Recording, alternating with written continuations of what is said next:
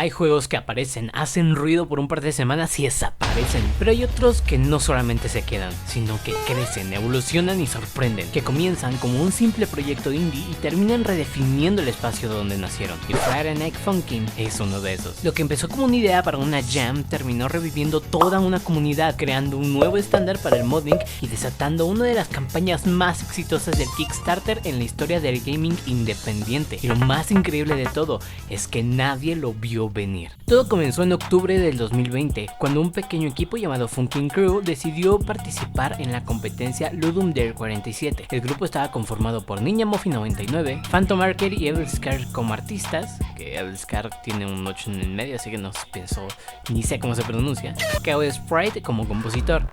La premisa era simple: un chico que quiere pasar tiempo con su novia, pero su suegro y básicamente todo el mundo se interponen en el camino. La solución, retarlos a una batalla de rap. Esa combinación entre humor, carisma y ritmo fue la chispa perfecta. Publicaron una demo jugable en Newgrounds y sin ganar la competencia, el juego comenzó a escalar por su cuenta. Friday Night Funkin' combinó elementos que resonaron profundamente con los jugadores, un estilo artístico inspirado en las animaciones Flash de los 2000, mecánicas simples basadas en juegos como Guitar Hero o Papa Roach the Rapper, una estructura episódica con personajes carismáticos y una estética que se sentía tan irreverente como nostálgica. Pero lo que realmente hizo despegar al juego fue su accesibilidad y su viralidad, gracias a su presencia en TikTok, Twitch y YouTube.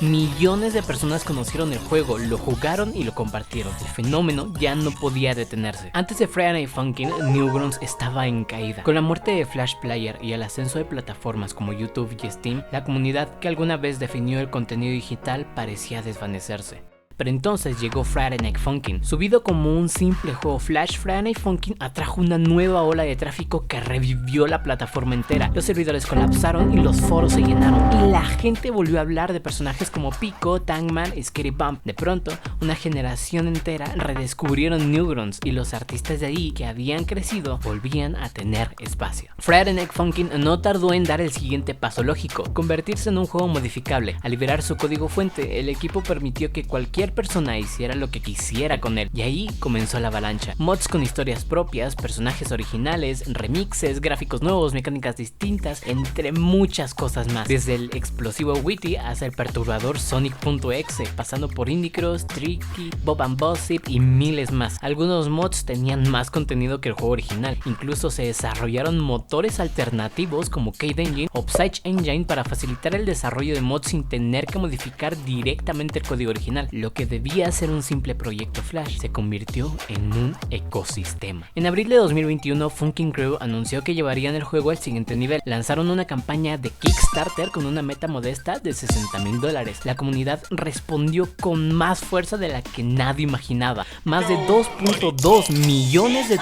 recaudados, y con ese dinero prometieron 20 semanas de contenido, mecánicas jugables, cinemáticas, tablas de clasificación online, soporte robusto de local desde el juego, traducción completo para compartir contenido sin tocar archivos, un creador de avatares, más contenido, 5 semanas nuevas, una dificultad extrema jugables con voces únicas, y como bromas, lo que comenzó como una demo, una versión de Friday Funkin' ahora iba a convertirse en un juego de 35 semanas completas. El camino, sin embargo, no ha sido rápido.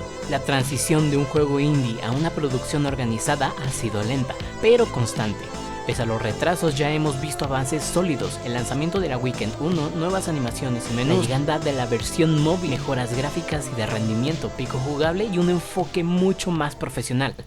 La comunidad sigue esperando el tan prometido Full Blast Game, pero el proyecto no ha sido abandonado. Friday Night Funkin' evolucionó y no solo creció como juego, sino que inspiró a una generación entera. No todos los días un juego logra esto: pasar de una jam de 72 horas a un fenómeno global, de una demo de Flash a un ecosistema creativo.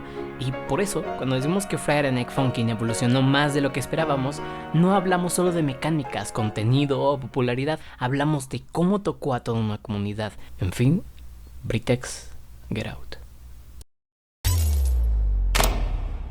Damn, girl, at least you don't have balls.